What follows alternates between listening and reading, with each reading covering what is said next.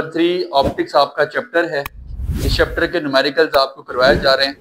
Mirpur board की book है हमारे पास न्यूमेरिकल हैं। सबसे पहले न्यूमेरिकल प्रॉब्लम वो लिखता है, सुनिएगा बच्चे, गौर करें। कहता है an object is placed at a distance of 25 centimetre. मैं डायरेक्टली ऐसा करूंगा कि यहाँ पे मैं सिंपल गिवन डेटा लिखूंगा, पूरी स्टेटमेंट नहीं लिखूंगा। मेरी बात पे जरा गौर करना है। कहते हैं an object is placed, object एक रखा गया, कहां पे? At a distance of 25 centimetre. कितने डिस्टेंस पे रखा गया?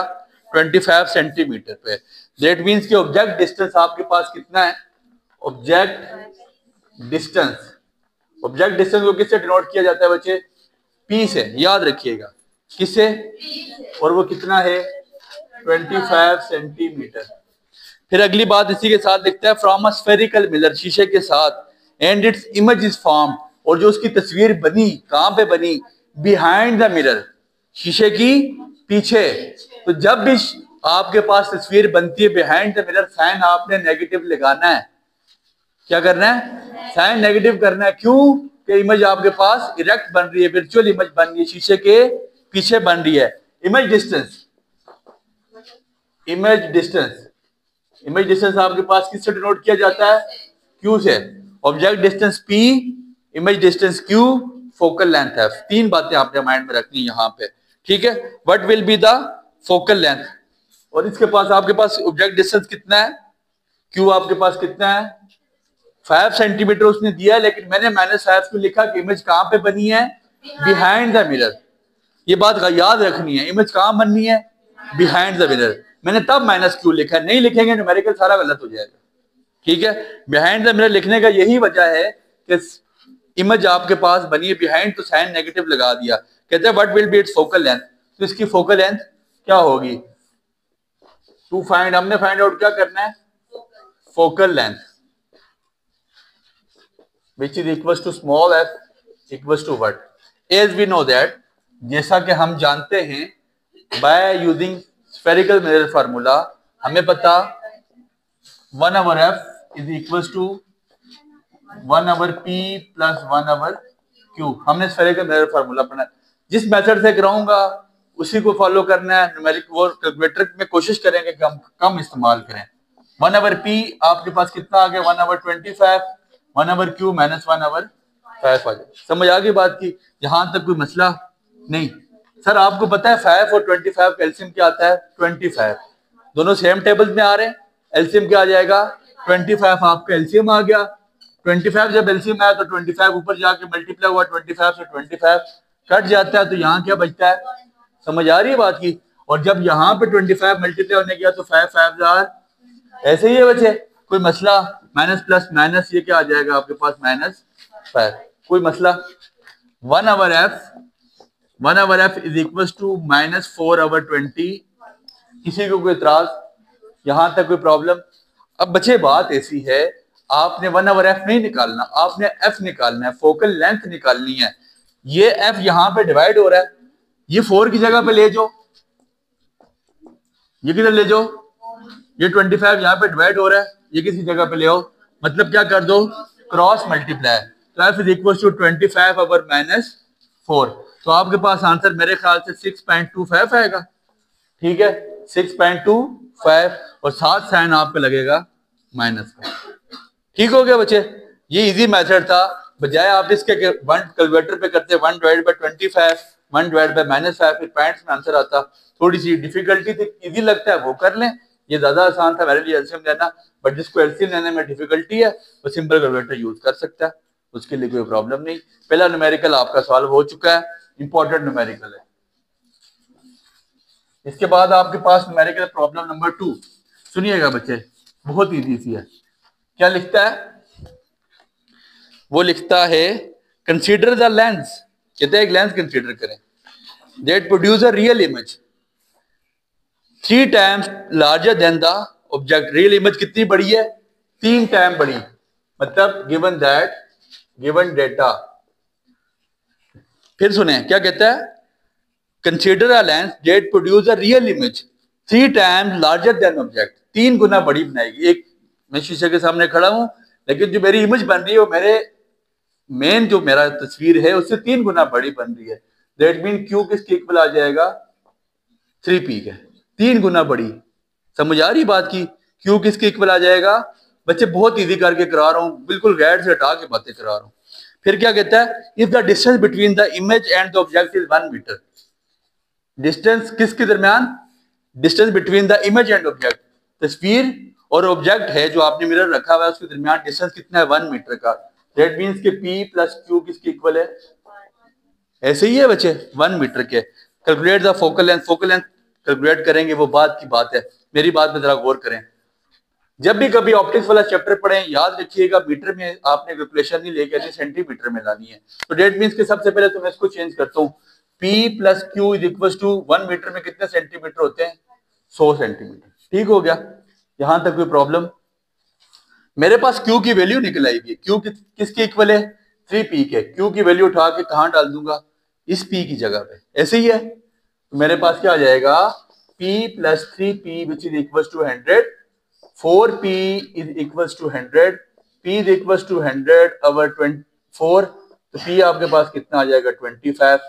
जिसको नहीं समझ आया फिर देख ले, मैंने क्या किया, मैंने कहा जी मेरे पास 3 गुना बड़ी जो इमेज बनी है, तो मैंने कहा q किसके इक्वल आ जाएगा, 3p के।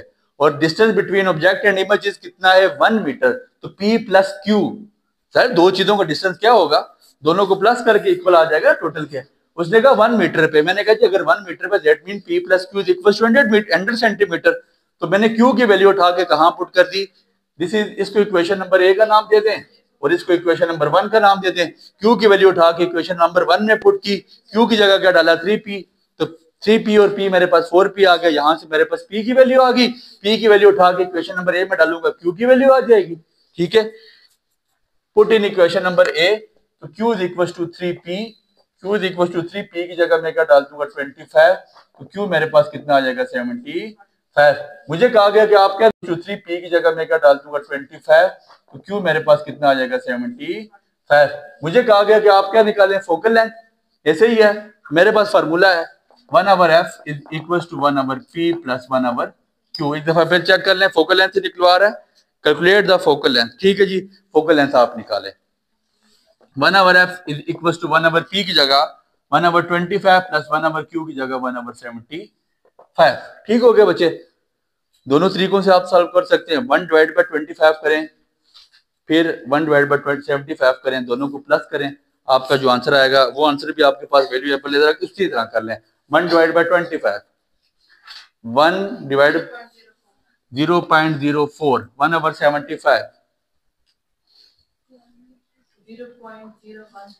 0.013 ऐड करें,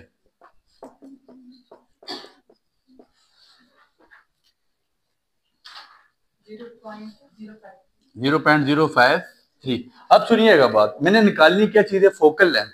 1/f नहीं निकालना, f निकालना है। तो f नीचे डिवाइड हो रहा है, इसकी जगह पे ले आऊंगा, इसको 1 नीचे डिवाइड करा दूंगा, तो f is equal to 1 divide by 0.053, 1 divide by 0.053। समझ आ रही है बच्चे,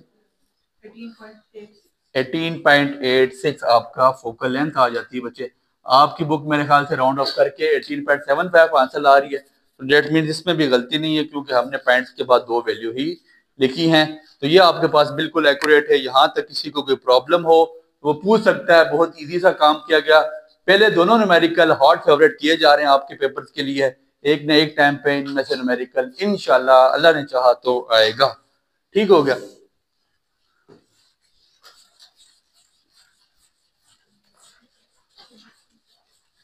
इसके बाद आपके पास न्यूमेरिकल नंबर 3 है बच्चे, वो लिखता है अ कनकेव, सुनिएगा, a concave mirror produces a real image. एक कनकेव मिरर है, शीशा है, वो एक इमेज बना रहा है ट्वाइस अ लार्ज, कितनी गुना बड़ी, 2 गुना बड़ी। ठीक है, कितनी बड़ी बना रहा है, 2 गुना बड़ी। That mean q is equal to 2p, ऐसे ही है। Which is place 10 centimetre for it, वो कितने दूर पड़ी हुई है, ऑब्जेक्ट डिस्टेंस कितना पड़ा हुआ है, p आपके पास कितना है, 10 centimetre. Where is the image located, image कहाँ पड़ी हुई है, क्यू निकालना है मैंने, इमेज डिस्टेंस निकालना है। क्यू किसकी इक्वल है, 2p के, तो q is equal to 2p की जगह 10 डाल दूंगा, मेरे पास q का आंसर आ जाएगा, सादी सी बात। Numerical number 3 has been solved. बस कहता है कि इमेज कितने गुना बड़ी है, 2 गुना, और उसने मुझे पी दिया है। तो सुनो लड़की, उसने मुझे पी की वैल्यू दी है, ऑब्जेक्ट डिस्टेंस की वैल्यू दी, ऑब्जेक्ट डिस्टेंस की वैल्यू दी कितनी, 10 सेंटीमीटर। मैंने कहा Q is equal to 2p, तो p की जगह 10 डाल दिया, मेरे पास 20 आंसर आ गया। ये आपके पास न्यूमेरिकल नंबर 3 का बहुत सादा सा और बहुत छोटा सा सॉल्यूशन था। ठीक हो गया बच्चे। इसके बाद न्यूमेरिकल नंबर 4 की तरफ हम चलते हैं। वो लिखता है, कहते हैं an object is placed at a distance of 15 centimetre. Object distance कितना है, p 15 सेंटीमीटर। सुनिएगा, सारे न्यूमेरिकल एक ही फार्मूले से सॉल्व हो रहे हैं। From a convex mirror the focal length of the mirror is 20 centimetre. f कितना है, 20 सेंटीमीटर। आपके पास फोकल लेंथ 20 सेंटीमीटर है। What is the position of the image, position बताएं। ऑब्जेक्ट डिस्टेंस निकलेगा तो पोजीशन निकले, इमेज डिस्टेंस क्यों होता है ना, इमेज डिस्टेंस निकलेगा तो फिर हम बता दें कि पोजीशन आया कि ये बिहाइंड बन रही है या इन फ्रंट बन रही है, इमेज कहाँ बन रही है। दैट मीन्स कि हमें क्या निकालना है, Q is equal to what. समझ आ गई बात की।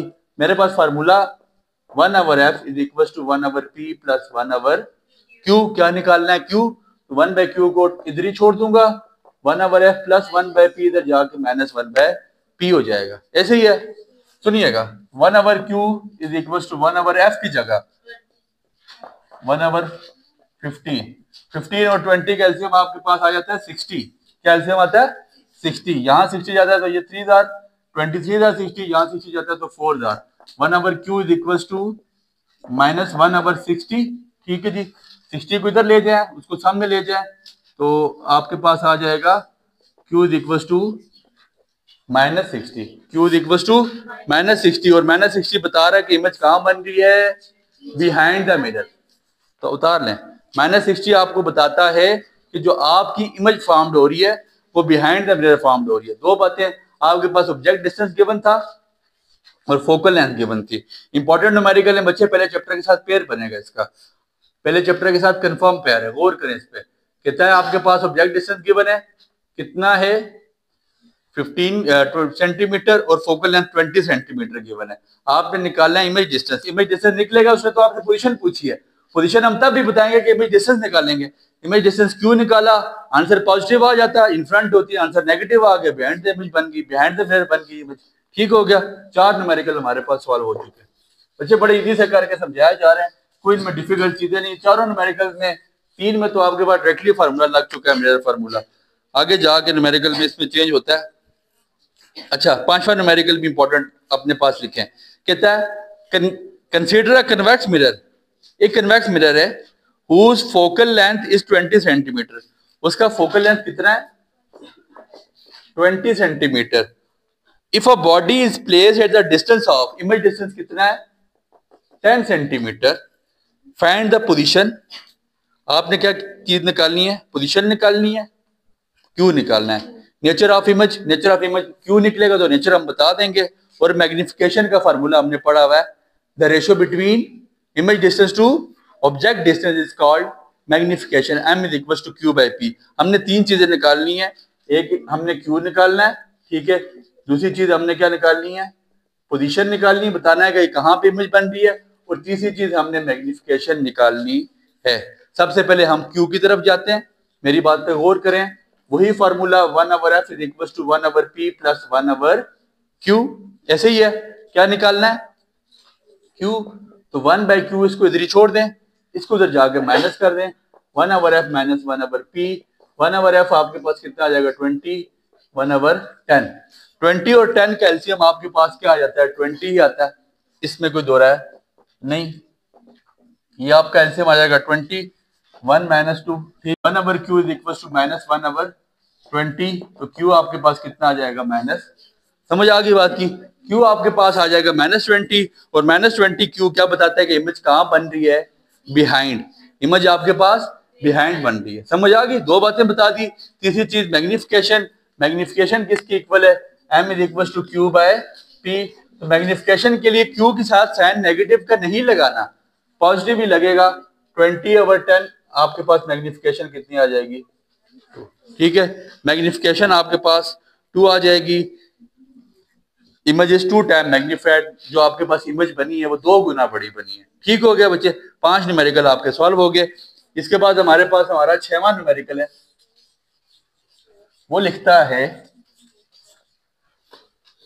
2 लेंसेज ऑफ पावर, 2 लेंस हैं और उनकी पावर आपने पढ़ा, पावर ऑफ लेंस का फार्मूला भी हम पढ़ के आ चुके हैं।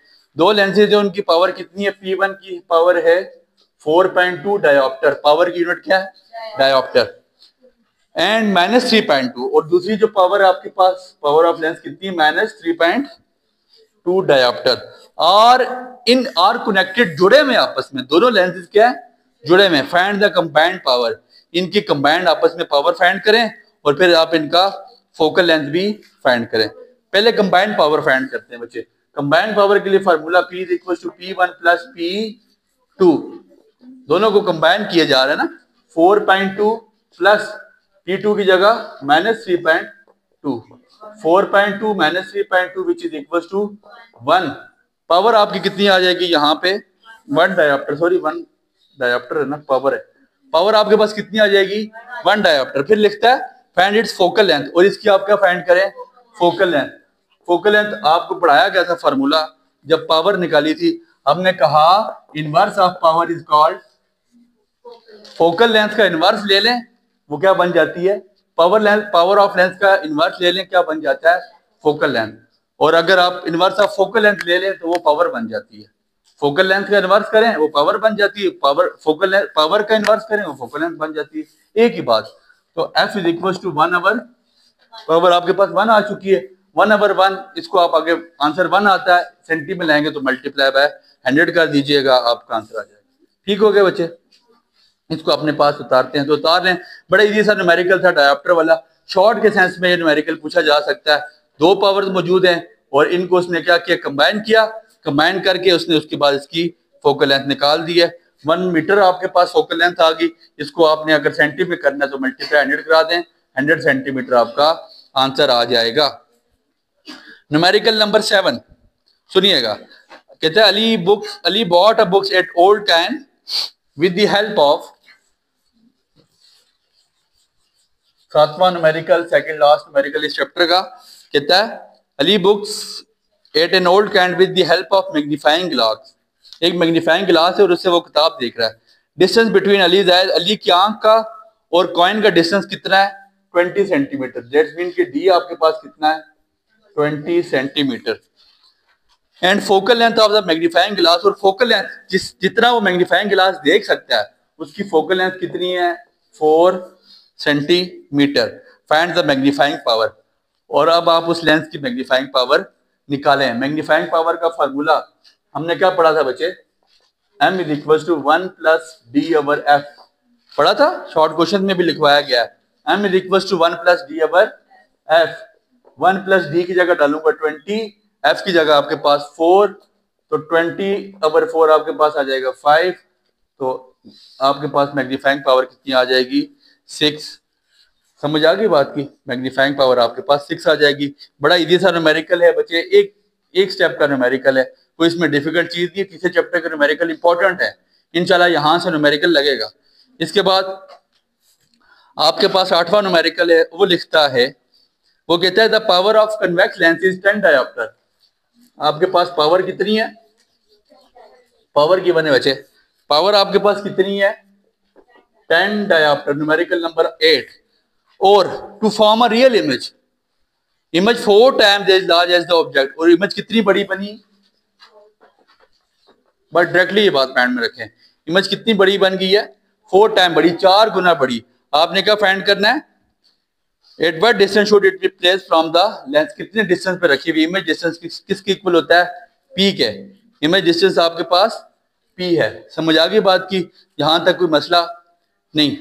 अच्छा, आपके पास फोकल लेंथ है, फोकल लेंथ के लिए मेरे पास क्या पर, मैंने इमेज डिस्टेंस तो निकालना है, वो बात की बात है। मेरे पास अभी मैं निकाल के आया, पावर किसकी, फोकल लेंथ किसकी इक्वल हो जाती है?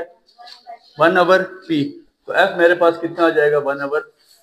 यहां तक कोई मसला नहीं, F मेरे पास 1/10 आ जाएगा। तो मेरे पास जो फार्मूला है 1/F = 1/P + 1/Q, ऐसे ही है। मैंने क्या निकालना है? Image distance 1/p is equal to 1/f minus 1/q। 1/f आपके पास कितना आ जाएगा 1/10 माइनस 1/q की वैल्यू आपके पास कितनी है, ठीक है, कितने गुना बढ़ी है 4 गुना, ठीक है 4p। यहां से आगे एलसीएम लें, इसको सॉल्व आउट करें, आपके पास आंसर आ जाएगा। ये आपके जिम्मे छोड़ते हैं। उम्मीद करते हैं कि ये आपको समझ आ गए होंगे। 8 न्यूमेरिकल्स हैं और इस चैप्टर की example number 3, 4, 5, example number 7 important examples हैं, वो भी आपने लाजमी सॉल्व आउट करनी है। उम्मीद करते हैं कि आपको समझ आया होगा। Enjoyed the lecture? Give it a like. Stay updated. Like, subscribe, and comment.